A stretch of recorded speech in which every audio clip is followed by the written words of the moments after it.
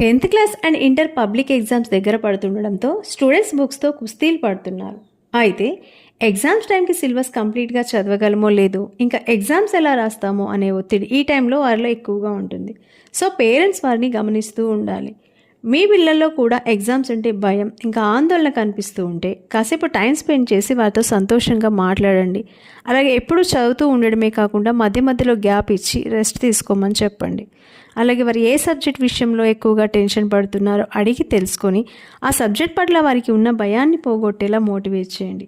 ఇంకా పిల్లలు మరీ మిడ్ నైట్ వరకు చదవడం వల్ల చదివేది సరిగా అర్థం కాదు, అలాగే కాన్సన్ట్రేషన్ కూడా కుదరదు, ఇంకా నీరసం కూడా వస్తుంది. సో నైట్ అట్లీస్ట్ 7 hours అయినా నిద్ర ఉండేలా చూడండి. దీనితో పాటు యోగా, పజిల్స్ వంటివి చేయించడం వల్ల బ్రెయిన్ యాక్టివ్గా పనిచేస్తుంది.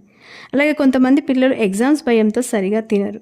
సో దీనివల్ల సరిగ్గా ఎగ్జామ్స్కి ముందే సిక్ అయ్యే ఛాన్సెస్ ఉంటాయి. కాబట్టి మీ పిల్లలకి మంచి పోషకాలతో కూడిన ఆహారాన్ని అందించండి.